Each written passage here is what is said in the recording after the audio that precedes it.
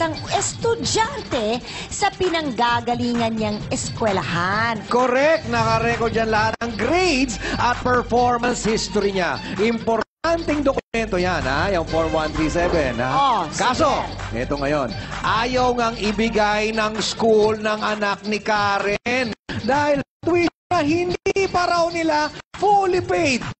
Oh? Ayaw. Ayaw. Sige, lalim na may karapatan bang gawin ito ng eskwelahan? Iyan ang tanong. Sasagutin mo Ang tanong na eh. naman kay Karen, Oh. ano ang karapatan niya sa usaping ito? Mamaya, pag-uusapan natin yan, nandito rin si Karen. Pupunta si Karen, ha? Halika na. Sino ba si Karen dito? Ito. Ayan Karen! na si Karen. Karen, ilan taon na ba yung anak mo? 12 years old po. So, 12 years old. Opo. Ngayon, ang tanong ko ba ang balanse ninyo dun sa eskwelahang ito? Siguro po mga 30 plus po. 30 plus! Ah, wala. Siyempre nagulat ako. So, hindi nyo pa yun nasa-settle, no? Bakit yung ba ang dahilan kung ba't ayaw ibigay yung Form 137? Siguro po, Para puro suspecha lang. Oo. Eh, bakit hindi ka sure? Ano sabi nila sa school? wala naman pong sinabi kasi po, very open naman po yung school na nakakapag-exam naman po yung anak ko kahit wala po akong naibabayad. Paunti-unti lang po yung bayad ko. Basta sinabi ba ng eskwelahan, basta't nabayaran mo ang balanse, bibigay sa iyo ang 137? Opo. Ayun naman pala. Teka, question. Bakit ang laki, di ba? Ano ba yan? Isang ano lang ba yan? Isang taon lang ba yan? O, ba't Hindi po, mga 3 years po. 3 years! Oh, Arnel, naubuan mo na yung... Sorry, ha? Nabuo mo na siya. Ano yun? 3 years hindi ka nagbayad? Ang bait naman ng eskwelahan na yon. Bali po kasi nagpatong-patong na po. Pero ang bait ng school, ha? Kasi binigyan ka pa rin niya ng release papers ng mga recommendation para makapag-aral yung anak mo sa ibang eskwelahan. Oo. So ngayon, ang sabi nila, basta kailangan mabayaran. Opo. Ano ba nangyayari kung walang Form 137? Wala lang. Wala siyang Form 137. Nakakapag-aral pa yung anak niya eh. O, paano nga ba yun? Ba't mo ba kailangan yun? Bali po hinihingi po sa school po na pinaglipatan ng anak ko. Buti nga naka-aral siya kasi di ba usually hinihingi nila. Paano siya naka-enroll? Binigay naman po yung report card at good moral. Yun lang pong Form 137 hindi binibigay. Teka, bakit ilipat? Ang ganda nga ron, di ka sinisingin. Hindi po kasi, lalo po kasi madadagdagan yung utang kapag hindi ko pinilipat ng school. Tama. Sama yung pala Grade naman. 6 na ito, 12 years old, tama? Ano po, grade 7 na po siya ngayon. Grade 7 na siya. Bali po nailipat ko na siya ng school. Ayun. Sa public ko na po siya Tumakas. Sa public na. Tumakas. Sa bagay, maganda naman ang mga public school natin. Oo naman. Di ba, Karen? Sinubukan niyo ba makausap yung eskwelahan na parang, paano ba yan? Paano ba natin pwedeng ayusin? May kasunduan na ba kayo? Kasi paano kukunin yung 137? Importante yun. Lalo pa pag nag-high school na siya. Ang sabi naman po sa akin, kung mapaunti-unti ko daw pong bayaran, makuha ko po yung Form 137.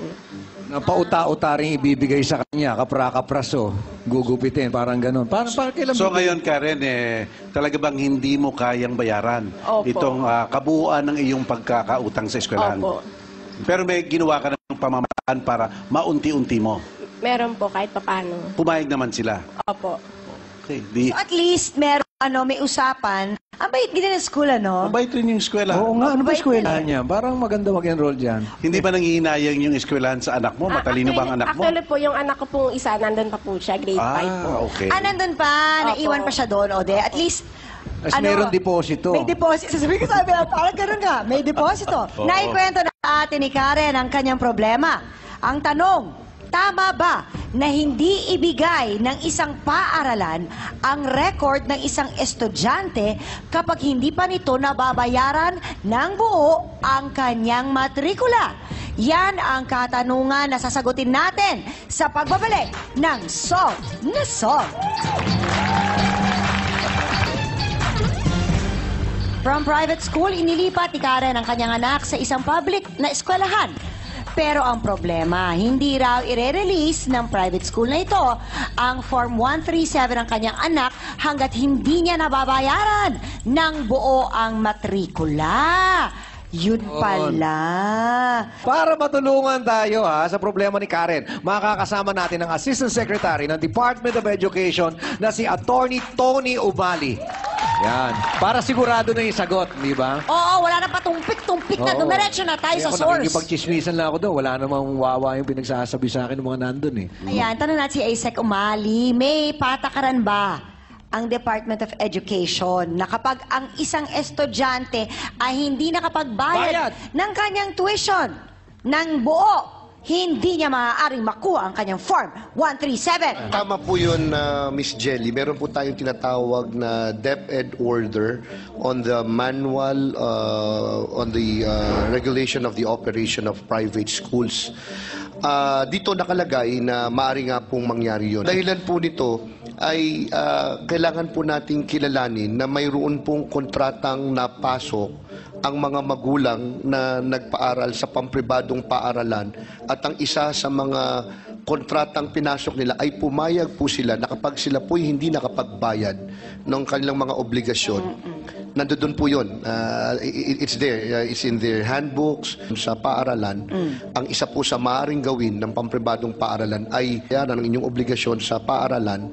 Ang isa po sa maaaring gawin ng pampribadong paaralan ay ipagkait ang pagbigay sa inyo nung sinasabi nyo pong Form 137. Meron din pong sinasabing Certificate of Eligibility to Transfer. Pero hindi nyo po nabanggit yun. Pero isa rin po yun sa mga dokumento. Isa yun sa mga hinihingi pa rin. Nung ibang paaralan siguro, hindi Paglilipat. Yung Form 138 o yung report card. Kaya sa'yo, yun lang ang pinagkait. 137. Kasi binigay 137. naman yung report card din sa inyo, di ba? Ba, mabait nga yung eskwela. Binigay po yung, yung po ang pagkakaunawa ko. Yung Form 137, tulad ng naipaliwanag po kayo na ni Ginoong Arnel, yan po yung dokumento na nagbibigay ng kasaysayan kung ano po ang performance ng bata. Simula. Bawat grado. Tama po yun. Yung parang transcript, yun ba yun? Eksakto, yun po yun. Yung transcript, Yung transcript of of records records. Paano po kung katulad ng sitwasyon ni Karen, minalas-malas, hindi talaga makaya? Meron bang consideration yun? May mga paaralan po, tulad po ng nangyari kay Karen at napakabait nga nung paaralan na yon dahil pinagbigyan po silang makalipat dahil binigyan sila ng ibang credentials, at least yung report card. Yung report card po, mahalaga yan. Kaya DINMEL natanggap yan sa ating mga public school dahil yun po ang patunay na yung bata nga ay nasa isang grado. Otherwise, if we don't have anything, even public schools and much more private schools, they will have no basis to accept them in a particular Parang ang sinasabi mo, Asek, naninigurado rin yung lilipatan na itong batang ito ay nakapag-aral sa isang legitimate na eskwelahan. at nakatapagtapos po ng isang level sa mababa o mataas na paaralan para tanggapin sa tamang grado. Ito, tanong ko sa inyo, ano ba ang nakikita nating mainam na solusyon sa mga ganitong kaso? Sana po, kailangan tanggapin po natin na ang bawat pampribadong paaralan ay may kanya-kanya silang alituntunin na dapat po nating tanggapin at sundin. Sa unang araw po na atin po ipasok ang bata at tayo po'y pumayag dito, kailangan po nating sundin ito. At kapag nakita po natin ang isa sa mga alituntunin dito, klarong-klaro ay pag hindi po tayo nakapagbayad halimbawa ng matrikula, hindi po makakapag-exam ang bata, lumalabas kay nanay, pinag-exam yung bata kasi meron pong iba. Okay, yan lang gusto ko ngang tanungin. Opo. Pag, let's say, kasi may ganong instances na hindi nakakabayad yung magulang. Ngayon, may mga eskwelahan na hindi pumapayag na mag-exam ang bata kapag hindi nabayaran ng matricula for that quarter or for that semester. Pwede pa po ba yun talaga? Maaari po yun, lalo-lalo na kung yun po ay nakalagay ng klaro sa Handbook. Opo, sa handbook. At sa katunayan, dahil yan po ay isang issue na kinakaharap po natin sa ating mga paaralan, mayroon po mga panukalang batas na sinubukang isulong po ito, DINMEL, na tanggalin niyang no permit, no exam policy na kung saan papahintulutan ng bata maski hindi makapagbayad na mag-exam at hayaang magbayad sa pagdatapos na yung taon at lagyan na lamang ng interest.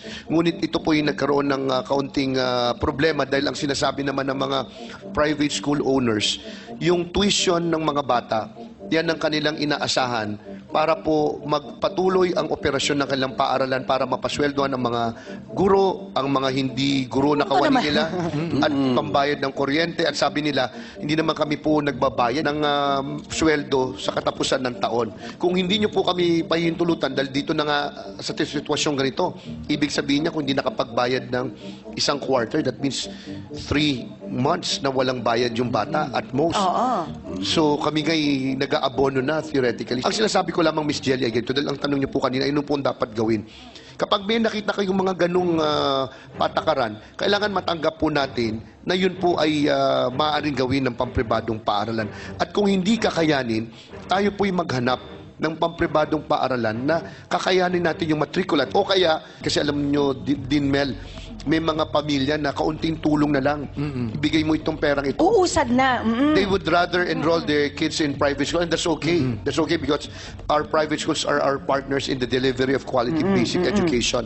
Ito palang perception, ASEC, na pinapahalagahan ng mga eskwelang iba ang pera kaysa sa edukasyon. Dapat isip-isipin rin natin, meron palang mas malalim pang dahilan para tanggihan kahit na pansamantala ang pagkukuha ng exam. Tama po yun, Dinmel. Tama po yun. Bagay, kung pinili mong dalhin ang iyong anak at paaralin sa pribadong Private, eskwelahan, dapat Ready sumunod ka ka rin sa alituntunin.